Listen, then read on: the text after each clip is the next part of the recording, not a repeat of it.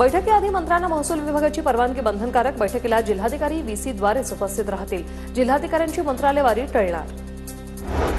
राज्यातील अनेक जिल्ह्यात बँका पुन्हा एकदा अडचणीत। कर्जमाफीच्या आशेमुळे शेतकऱ्यांची कर्ज भरण्याकडे पाठ। बँकांमध्ये 28,606 कोटींची थकबाकी। राज्यातील विद्यार्थ्यांसाठी वाहतूक भत्ता देण्याचा निर्णय। शिक्षणासाठीच्या दूरच्या गावात जावं लागणाऱ्या विद्यार्थ्यांना दिलासा। 2025-26 शैक्षणिक वर्षापासून अंमलात येणार। मनोज जरांगे पाटील आज मस्साजोग दौऱ्यावर। संतोष देशमुखांचे कुटुंबीय आणि गावकऱ्यांची भेट घेणार। अन्नत्याग आंदोलनाच्या अनुषंगाने ग्रामस्थांशी चर्चाही करणार। ग्रामस्थांचं 25 फेब्रुवारीला अन्नत्याग आंदोलन। उपमुख्यमंत्री एकनाथ शिंदे आज नागपूर गोंदिया दौऱ्यावर। देवरी आणि कन्हानमध्ये शिंदेंची जाहीर आभार सभा। शिंदेंच्या शिवसेनेत काही पक्षप्रवेश होण्याची शक्यता। कन्नडचे माजी आमदार हर्षवर्धन जाधव यांना जामीन मंजूर। सरकारी कामात अडथळा आणल्याप्रकरणी जाधव यांच्यावर अटकेची कारवाई। 17 फेब्रुवारीला नागपूर सत्र न्यायालयाने अटकेचे आदेश दिले होते। महादेव मुंडे हत्या प्रकरणाला तपासाला आता वेग। हत्या प्रकरणात 50 जणांची झाडाझडती। 21 ऑक्टोबर 2023 रोजी महादेव मुंडेंची परळी झाली होती हत्या।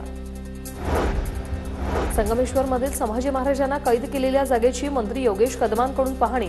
सरदेसाई वाडा परिसरातील जमिनीची सरकार खरेदी करणार। 7 दिवसात जमिनीचे नकाशे सादर करण्याचे कदम यांचे भूमी अभिलेख विभागाला आदेश।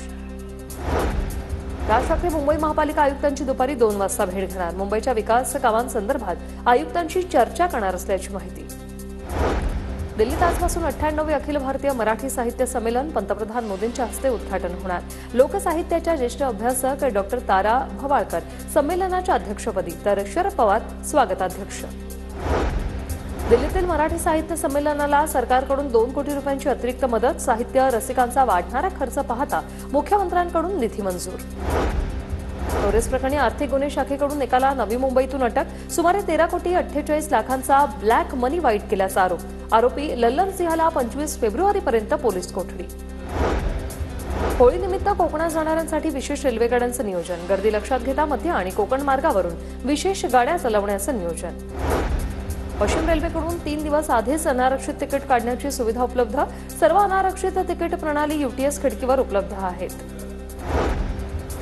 रेल्वे परिसर अस्वच्छ करणाऱ्या प्रवाशांविरोधात पश्चिम रेल्वेकडून कारवाई। पान आणि गुटखा खाऊन थुंकणाऱ्या प्रवाशांना 500 रुपयांचा दंड। प्रवाशांकडून 6 लाख दंड वसुली। मुंबईच्या तापमानात पुन्हा वाढ। शहरात 36 अंश सेल्सिअस तापमानाची नोंद। हवामान विभागाची माहिती। कोल्हापुरात जीबीएसचा 3रा बळी। शहरातील 80 वर्षाच्या वृद्धाचा उपचारादरम्यान मृत्यू। शासकीय रुग्णालयात उपचार घेणाऱ्यांची जीबीएस रुग्णांची संख्या 12वर।